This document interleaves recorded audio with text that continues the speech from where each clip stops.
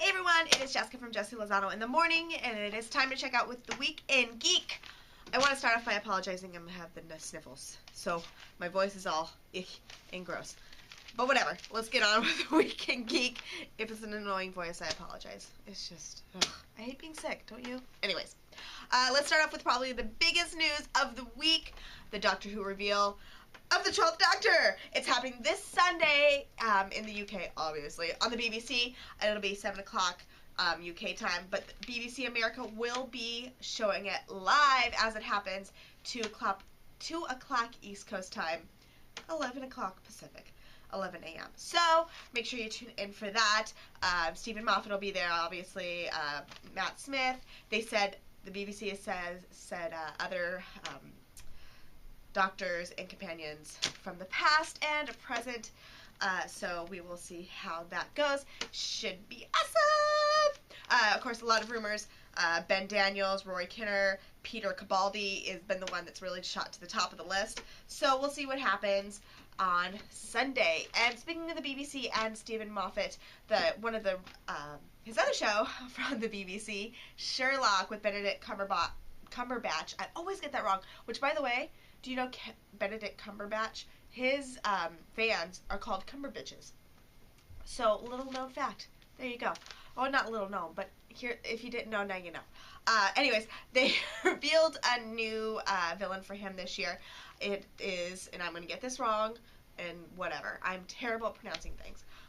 Charles Augustus Magnuson, I believe is the character's name.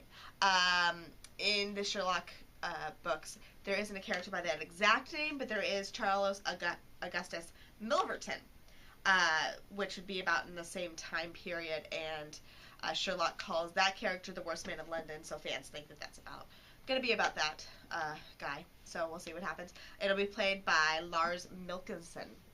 And then, let's talk about the movies last weekend. Wolverine only made $55 million, which I say only because that was under expectations. Studios and movie critics thought, or not critics actually, but it was projected to make more and it didn't do that much. Why could that be? Possibly because we are fatigued. We have superhero fatigue this summer. There's already been Iron Man, Superman, and then not really superheroes, but in the same vein, Star Trek, Guillermo del Toro, Pacific Rim. A big action movies, sci-fi, whatever.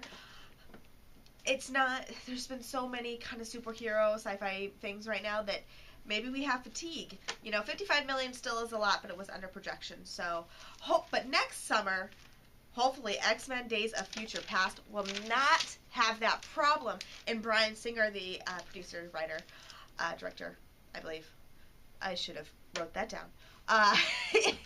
He's been tweeting a lot of stuff from the set this week. He tweeted a picture of him against a life-size Sentinel, and it was awesome. And there was a new website that was revealed this week.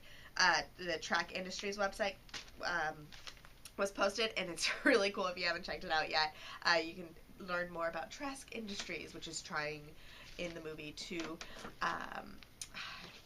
get rid of the X-Men and all the mutants. So that'll be fun to watch. And it's fun to kind of look at and see what it is. And it's viral marketing is so fun. This is done really well. Before I let you go, D23 is next weekend. A little preview for it. There is going to be a lot of Marvel, of course.